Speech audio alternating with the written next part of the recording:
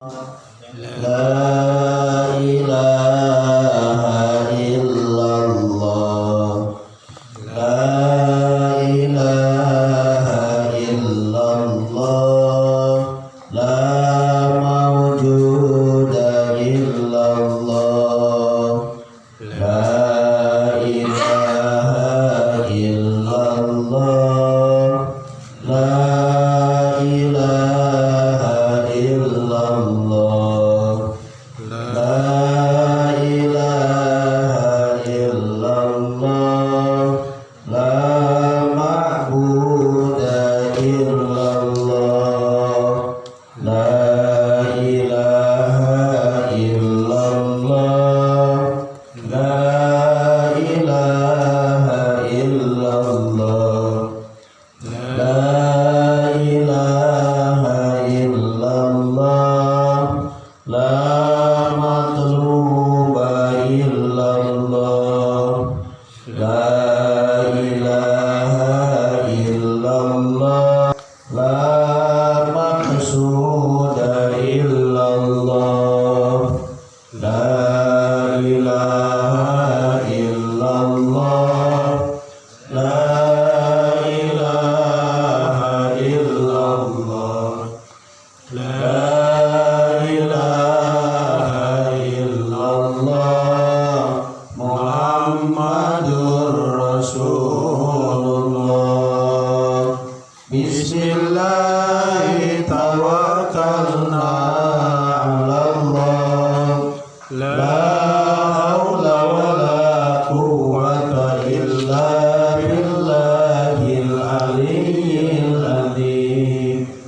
Rabbi zidni Astaghfirullahal azim wa atubu ilaihi. Rabbi shrah li sadri wa yassir li amri wahlul 'uqdatam min lisani yafqahu qawli. Ya Fattah ya Alim. Rabbi zidni ilma warzuqni fahma. Amin ya rabbal alamin. Assalamualaikum warahmatullahi wabarakatuh. Waalaikumsalam. Alhamdulillahi rabbil alamin. Wal aqibatu lil muttaqin. Wala udwana illa 'alal zalimin. Tsumma la haula wala quwwata illa billahil aliyyil azim. Asyhadu an la ilaha illallah wahdahu la syarikalah. Iyyahu na'budu wa iyyahu nasta'in. Wa asyhadu anna sayyidana wa nabiyyana Muhammadan abduhu wa rasuluhu rahmatan lil alamin. Amma ba'du, faqad qala ta'ala fi kitabihil azim wa huwa asdaqul qailin. A'udzu billahi minasyaitonir rajim. Bismillahirrahmanirrahim. Fadhkuruni adhkurkum washkuruli wala takfurun. Shadaqallahul azim wa shadaqa rasuluhul karim. Wa nahnu ala dzalika minasyahidin wa syakirin. Walhamdulillahi rabbil alamin. Yang saya hormati dan saya muliakan para alimil ulama, para asatidz, para guru, segenap tokoh yang hadir malam hari ini, bapak-bapak haji, juga wabil khusus seluruh jamaah majlis taklim masjid mushola Al Hidayah 2 yang hari ini diperkenankan oleh Allah bisa hadir.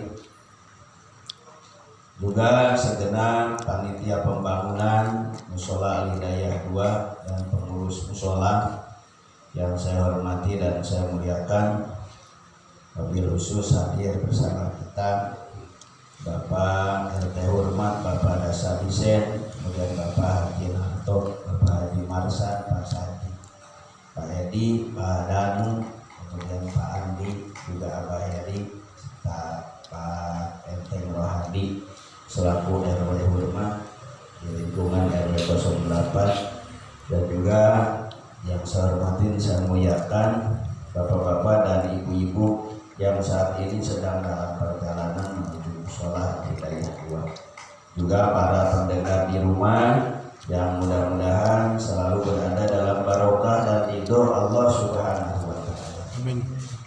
Pertama-tama mari kita panjatkan terlebih dahulu puji beserta syukur kita kehadiran Allah Subhanahu wa Ta'ala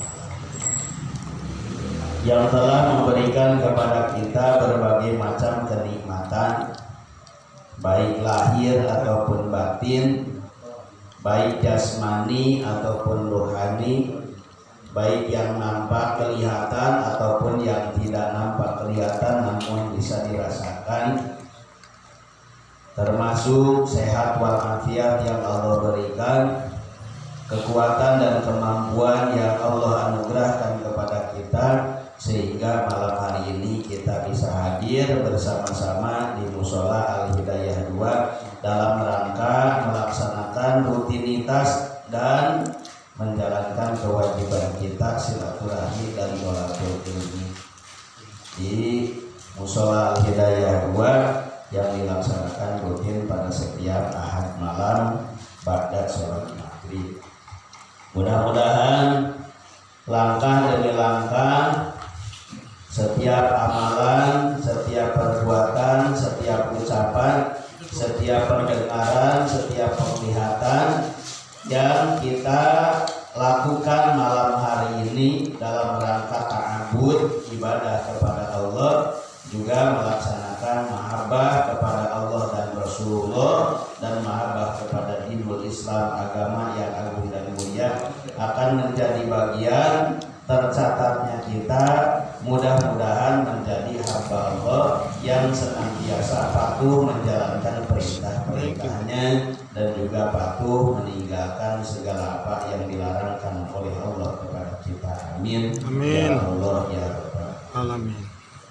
Shalawat teriring salam juga mudah-mudahan senantiasa Allah Subhanahu wa Ta'ala melimpahkan kepada junjungan yang mulia, kepada Rasul yang agung, Nabi Yuna Kanjeng Nabi Muhammad Sallallahu Alaihi Wasallam, rahmatan lil alamin, Nabi penutup para nabi, Nabi yang telah menjadikan bukti tidak akan pernah akan ada nabi lagi setelah diutusnya Nabi Muhammad Sallallahu Alaihi Wasallam, Nabi yang disebutkan sebagai nabi akhir zaman, nabi penuh banget, nabi yang wajib kita imani, baik apa yang dibawakannya, baik yang diperbuatnya ataupun yang diucapkannya, yang terkumpul dalam keagungan dinul Islam yang agung dan mulia. Mudah-mudahan dengan mahabbah kita kepada baginda Nabi,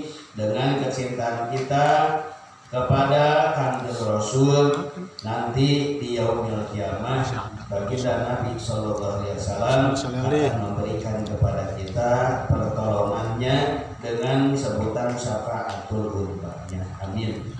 Ya Allah ya Rabbal Alamin. Bapak Ibu yang dirahmati oleh Allah, pada kesempatan malam hari ini sambil menunggu tibanya sholat isya dan masa tunggu kita dari maghrib hingga isya itu akan termasuk kepada waktu fadilah, waktu yang sangat utama, dan salah satunya di antara keutamaan waktu adalah intidharus sholat ba'da sholat, menunggu tibanya waktu sholat setelah menunaikan ibadah sholat. Ini adalah waktu-waktu masa tunggu yang sangat utama, yang penuh dengan barokah dan keutamaan, menunggu tibanya sholat yang kedua setelah berakhir sholat yang pertama. Sholat pertama, sholat maghrib nanti akan bergeser, akan berpindah, juga akan melangkah waktu demi waktu dari maghrib menuju isya. Sebelum tibanya isya, waktu yang kita tunggu digunakan untuk melaksanakan kewajiban, melaksanakan keharusan, melaksanakan pengabdian, itu menurut Allah dan Rasulullah termasuk afdhalul awqat, termasuk waktu yang penuh dengan fadilah, waktu yang penuh dengan keutamaan.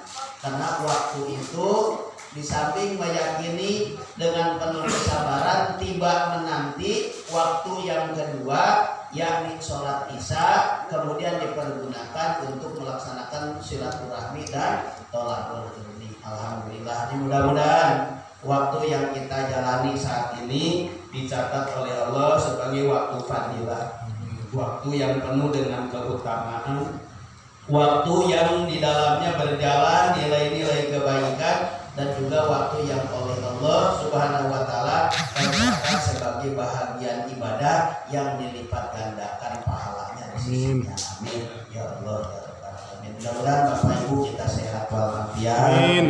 Juga mudah-mudahan kita diberikan tetap istiqomah dan kuat dalam melaksanakan perintah Allah Subhanahu wa taala, menguasai ajaran-ajarannya, mengamalkan perintahnya, dan senantiasa istiqomah melakukan bakti kita kepada Allah, baik dengan cara duduk bersimpuh dalam media ibadah ataupun menyatukan hati dan seluruh tubuh, membawa sekujur badan untuk menyatu dalam menyongsong nilai-nilai ridhonya Allah Subhanahu wa taala. Sebelumnya itu mari kita bacakan terlebih dahulu Ummul Quran suratul Fatihah. Mudah-mudahan perjalanan cita-cita hidup kita dimudahkan oleh Allah Subhanahu wa taala. Apabila pada suatu ketika Allah memberikan ujian dan rintangan dalam kehidupan kita, mudah-mudahan Allah Subhanahu wa taala memberikan kesabaran, memberikan ketabahan, memberikan kekuatan, teguh dalam keyakinan, sehingga terus berlanjut untuk berjalan pada jalan yang sudah ditentukan oleh Allah Subhanahu wa taala. Terutama bagi saudara keluarga kita yang saat ini sedang diuji kesehatannya, sedang dalam keadaan sakit, berbaring sakit di rumah, berbaring sakit di rumah sakit, mari kita doakan bersama-sama mudah-mudahan mereka yang saat ini sedang dalam kondisi sakit segera disembuhkan oleh Allah Subhanahu wa taala. Amin. Diangkat penyakitnya, dihilangkan rasa sakitnya, kemudian Allah berikan kekuatan lahir batin, dan juga Allah berikan kesembuhan jasmani dan rohaninya. Selama masa sakitnya mudah-mudahan diberikan kesabaran, diberikan ganjaran, dan juga diberikan kekuatan, serta yang paling penting mudah-mudahan Allah turunkan kepadanya ampunan, rahmat, dan ridhonya.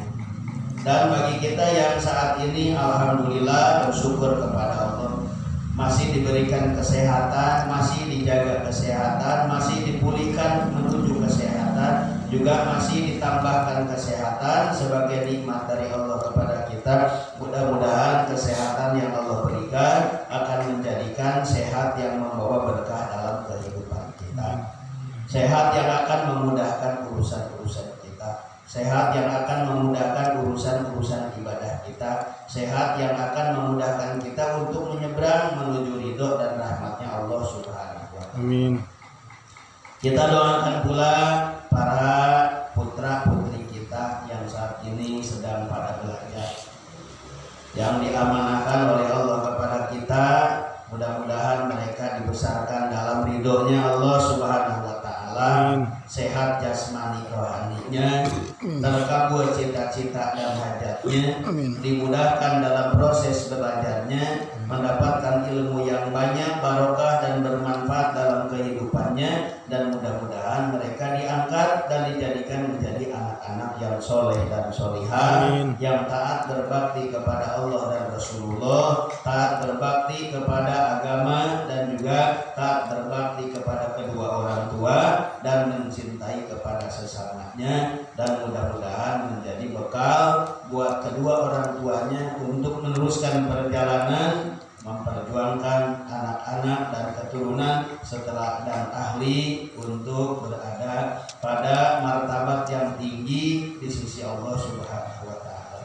Kepada ahli kubur keluarga besar kita masing-masing yang sudah wafat, pengurus mushola Al Hidayah, Bapak Salim, kemudian keluarga besar Bapak Haji Mursid, kemudian keluarga besar kita semuanya, Allah sudah melihat, Allah sudah mencatat siapa ahli keturunan kita yang hadir di mushola ini. Mudah-mudahan orang tua kita yang sudah wafat, kakek nenek kita yang sudah wafat, saudara-saudara kita yang sudah wafat, ahli keluarga kita yang sudah wafat, tetangga kita yang sudah wafat, wabil khusus jamaah mushola Al Hidayah 2 yang sudah wafat, baik dari pengurus dan juga dari jamaah, senantiasa mudah-mudahan ditambahkan maghfirah ampunannya oleh Allah Subhanahu wa taala. Amin. Mudah-mudahan wafatnya husnul khotimah. Amin. Diterima iman Islamnya, diampunkan dosa hilafnya, dimaafkan kealfaan salahnya, dimuliakan di alam barzahnya, tambah terang kuburnya, tambah luas barzahnya, dan juga Allah masukkan ke dalam tempat yang penuh dengan berbagai macam kenikmatan di dalam surga. Amin. Dan kita yang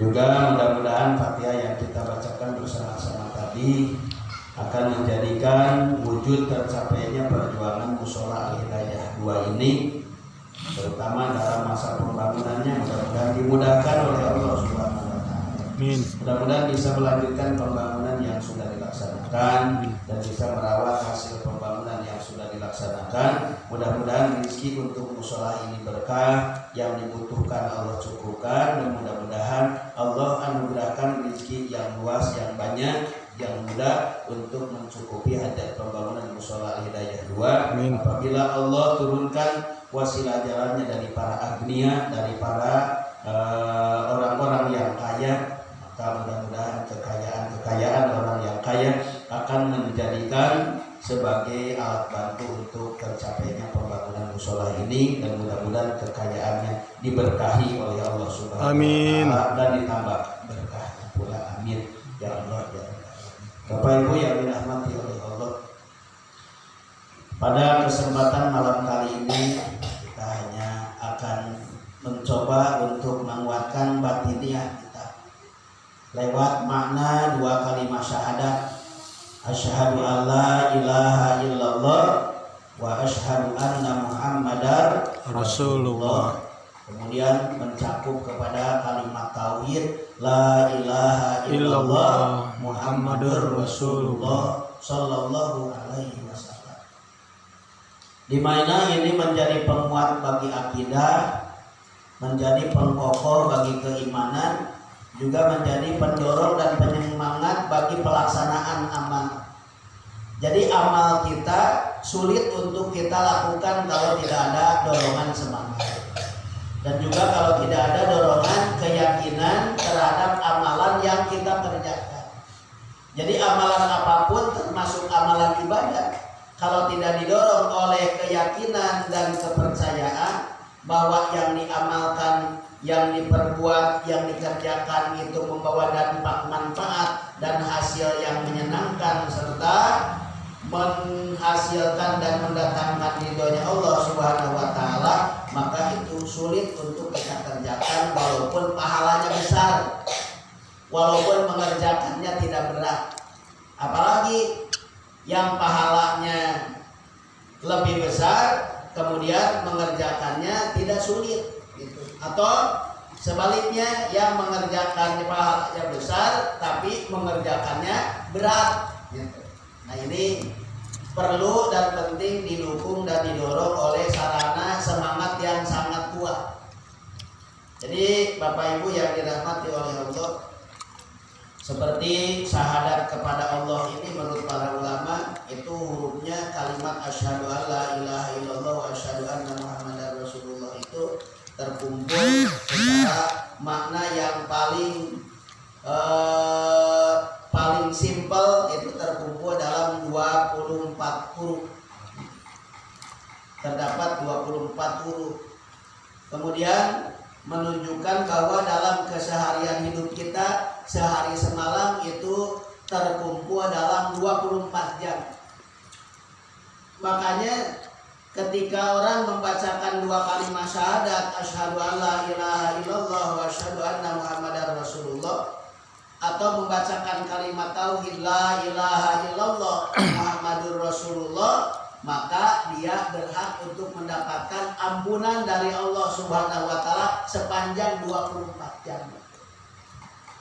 Jadi yang mendawamkan syahadat, yang mendawamkan kalimat tauhid, dijaminkan ampunannya selama 24 jam. Jadi diampuni oleh Allah dosa-dosanya, dimaafkan kealpaan salahnya, kemudian dinaikkan derajat kemuliaannya. Modalnya Pak, menambahkan semangat dan mendorong untuk lebih semangat dalam mengucapkan dan memperbuat atau melaksanakan amalan-amalan yang akan menjadikan kuat dalam tauhid. Seperti kalimat la ilaha illallah muhammadur rasulullah, yang meyakini dan menyatakan dan harus kita yakini serta harus kita nyatakan bahwa jangan sampai ada yang kita ibadahi selain daripada Allah. Harus Allah yang kita ibadahi, jangan ada yang lain. Kalau kita mengibadahi di luar Allah, maka hukumnya syirik, menduakan kepada Allah. Jadi segala hal ya apapun dalam wujud Allah, dalam pelaksanaan ta'abud kepada Allah, ta'abud ini jangan sampai kita salah melaksanakan ta'abud. Jangan salah sasaran kita melaksanakan ibadah. Ibadah itu ditujukan hanya kepada Allah. La ilaha illallah Muhammadur Rasulullah. Seperti dalam kalimat la ilaha illallah, la itu adalah la nafyun, yang menafikan segala apapun di luar Allah. Pokoknya di luar Allah, bukan Allah, tidak termasuk kepada yang ma'bud. La ilaha illallah. Kemudian ilah ini adalah yang dinafikan. Karena ilah ini, la ilaha illallah, kalau ilah ini bisa menjadi sarana-sarana sebagai tujuan ibadah di luar Allah. Tapi Allah membawahi ilah-ilah. Tapi ilah itu menjadi sarana bisa selain Allah. Bedanya. Jadi kalau ilah bisa sesuatu hal yang dijadikan sebagai jalan ibadah dan keyakinan. Contohnya bahasa yang umum kita sebutkan antara Allah dan Tuhan. Jadi Tuhan ini adalah makhluk yang dijadikan sebagai alat dan media untuk dijadikan sebagai tujuan keyakinan. Contohnya umpamanya ada orang percaya kepada pohon, zaman dulu disebutnya apa tuh yang dulu zaman dulu? Sang Yang Widi. Sang Yang Widi bisa. Ya, animisme kepada apa tuh animisme? Ya. Animisme, dinamisme ya. Benda-benda mati ya. Nah, yang seperti itu. Nah, itu bahasanya adalah bahasa yang disebutkan Tuhan. Tapi bukan Allah. Nah, yang dijadikan sebagai media-media yang diyakini ada kekuatan, kemudian dijadikan sebagai bahagian untuk melaksanakan keyakinan, sehingga dikhawatirkan ini akan memelesetkan akidah Allah kepada Allah. Makanya termasuk jalan yang dilarang oleh Allah Subhanahu wa Ta'ala. Sehingga Pak tetap menyatukan tujuan ta'abud atau ibadah kita hanya kepada Allah saja. La ilaha illallah. Tidak ada yang wajib diibadahi dengan ibadah yang hak kecuali hanya dan Allah Subhanahu wa Ta'ala. Jadi sebagai musbit. Musbit itu artinya yang ditetapkan sebagai tujuan ibadah. Sebagai tujuan ibadah. Kepada siapa kita ibadah? Kepada Allah. Dengan cara apa kita beribadah? Dengan cara Allah. Dengan alat apa kita beribadah? Dengan alat yang ditunjukkan oleh Allah. Dan berakhir kepada apa kita dalam ta'abbud? Berakhir berakhir kepada Allah. Jadi bahasanya minallah, lillah, ilallah, atau fillah, ilallah. Minallah kita dibekali oleh Allah.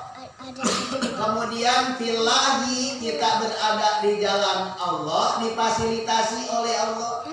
Kemudian ilallah, bukan illallah, ilallah, tujuannya kepada Allah. Jadi tujuannya kepada Allah. Didatangkan dari kekuasaan Allah, berada di jalan yang penuh dengan kehebatan Allah, kemudian menuju tujuan Allah. Jadi menuju tujuan kepada Allah. Jadi tetap dari Allah, di jalan Allah, tetap kembali kepada Allah. Nah, nanti akan berkesimpulan semuanya itu adalah kembali kepada kalimat inna lillahi wa inna ilaihi rajiun. Inna sesungguhnya kami, lillahi semuanya milik Allah, wa inna ilaihi rajiun dan kita kepada Allah akan kembali. Ini maknanya apa? Maknanya adalah agar ketika Allah memberikan kepada kita kesempatan dalam hidup saat ini, segala pernak-pernik hidup yang kita dapati saat ini jangan sampai membelokkan dari tujuan hidup kita. Nah, tidak berbelok dari tujuan itu disebutnya anjad. Kalau bahasa agamanya disebutnya istiqomah. Istiqomah itu tetap tidak berubah. Jadi tetap saja begitu walaupun terjadi perubahan. Jadi kalau kata sebagian para ulama ahli filosofi menyampaikan istiqomah itu seperti istiqomahnya angka 9. Angka 9 walaupun dirubah-rubah tetap dia ketika terjadi perubahan tetap nanti berakhir dengan angka 9. Contohnya seperti apa? 1 kali 9 9. 2 kali 9 18. Ada perubahan 1 dengan 8. Coba Bapak jumlahkan 1 dengan 8. Jadinya berapa? 9. Jadinya 9. Sekarang 3 kali 9 27. Ada perubahan? Tidak. Ada. Tetapi walaupun terjadi perubahan, istiqomah itu tidak merubah aslinya. Tetap 2 ditambah 7. Dia akan menjadi tetap 9. Inilah yang disebut istiqomah kuat. Jadi kalau panas tidak lumer, kalau dingin tidak membeku. Nah, inilah kekuatan istiqomah itu tetap aja jalan. Jadi tidak terpincut dengan apapun kecuali tujuannya hanya kepada Allah. Nah sekarang 4 kali 9 berapa? 36.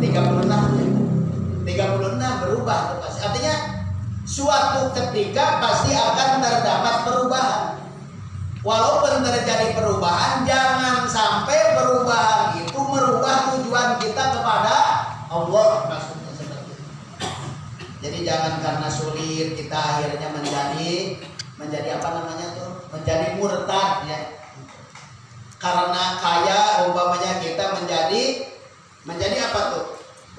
Menjadi sombong, menjadi takabur. Tapi tetap dua kondisi itu walaupun membuat kita terjadi perubahan tetapi tidak merubah kepada tujuan. 4 kali 9 36. Sekarang 36 3 sama 9. 9. Sekarang 4 kali 5 kali 9. 5 kali 9 45. Perubahannya adalah 45. Tetapi ketika disatukan 4 dan 5 jadinya 9. Nah sekarang yang paling gede dah berapa tuh? 9 kali 9 81 Pak Haji. 9 kali 9 81. Yang tak apa perubahan itu terjadi walaupun besarnya seperti apa, tapi tetap istiqomah, tetap kuat. Tujuan kita adalah Allah. Karena perubahan itu hanya membuat kita kuat. Kan kira-kira begitu. Makin sering kita kena guncangan, makin kuat kita terhadap guncangan gitu. Sekarang makin kuat kita terterpa angin, makin kuat kita terhadap angin. Nah sekarang biasa kita terkena panas nih, panas aja. Ini suhu panas membuat kita tahan terhadap suhu panas. Betul kan Pak Danu? Ya. Suhu dingin akan membuat kita tahan terhadap dingin. Hari ini di dingin, umpamanya dingin berapa nih kita? 20. Hari ini dingin berapa derajat biasanya nih? 22. Berapa? 22. 22. Umpamanya 20 derajat nih Pak Edi, 22 derajat. Kalau dingin itu berarti kalau besok lebih dingin berapa kira-kira turunnya? 18, 16. 16 umpamanya. Karena sering kita berada di posisi 22 derajat, kemudian suatu kala kita berubah ke 21 derajat, kemudian berubah lagi nanti ketemu dengan 20 derajat, berubah lagi kita ke 19 derajat, bahkan sampai ke 0 derajat, kita akan memiliki daya tahan tubuh terhadap dingin. Ini maksudnya apa? Ujian dan cobaan, kondisi dan keadaan, sebetulnya Allah ingin menjadikan kita lebih kuat dan lebih tahan. Kita masih ingat kan Mike Tyson? Kenapa dia tahan pukul? Karena dia udah terbiasa dipukul. Dan pukulan yang dia dapatkan itu mulai pukulan kecil sampai pukulan besar, bahkan sampai pukulan terbesar.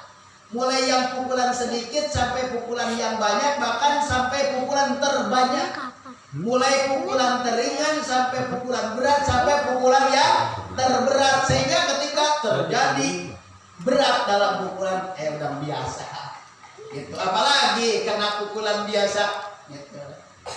Coba nih sekelas seukuran netizen, umpamanya kita pukul sekuat kita, dia kira-kira merasakan pukulan kita? Enggak goyang. Enggak goyang.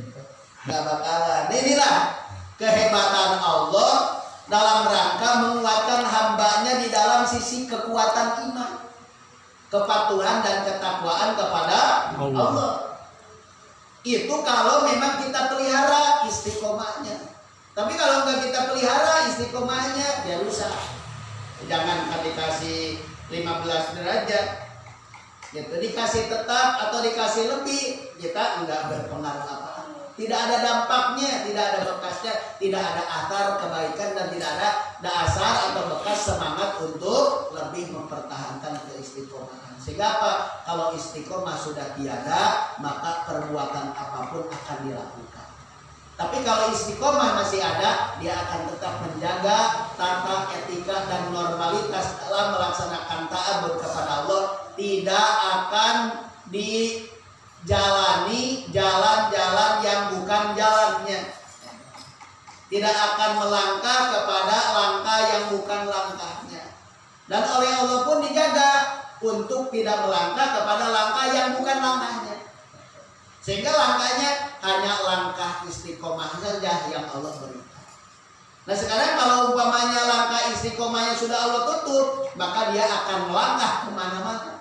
Pokoknya kemana semaunya kaki dia melangkah. Ke tempat dosa, ke tempat maksiat, ke tempat keburukan, ke tempat kejahatan. Dia akan terus serta mengiringi tujuan daripada keinginan syahwat atau nafsu. Kenapa? Karena titik istiqomahnya sudah tertutup. Nah, Bapak Ibu yang dirahmati oleh Allah Subhanahu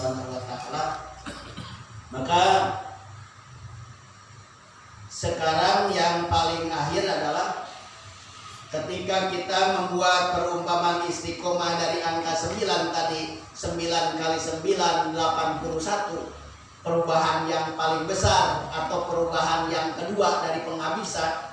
Karena masih ada kan 10 kali 9 ya, betul ya? Masih ada ya? 90. Masih ada kan? Ada. Kalau tadi kan 9 kali 9 81. 91. Nah sekarang terakhir berarti terakhir 10 kali 9 90. 9 tambah 0 tetap aja 9 bahasanya, tetap aja 9.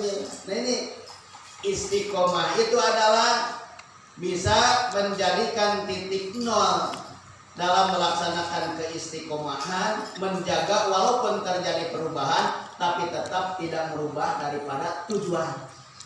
Tujuan kita la ilaha illallah Muhammadur Rasulullah. Ini apa? Ya perubahan-perubahan apapun di dunia, kemudian goncangan-goncangan apapun di dunia tetap kita ikuti, seperti terjadinya air ketika hujan, kemudian terjadinya suhu panas ketika kemarau, kita ikuti, tapi tetap bahwa yang menjadikan kemarau, yang menjadikan hujan adalah Allah Subhanahu wa Ta'ala. Sehingga apa? Tidak terjadi ucapan dan perbuatan yang melanggar terhadap sebuah perubahan atau yang dilanggar ketika terjadi perubahan. Jadi tetap menjalankan keistiqomahan, tetap menjalankan tujuan dalam pelaksanaan pengabdian kepada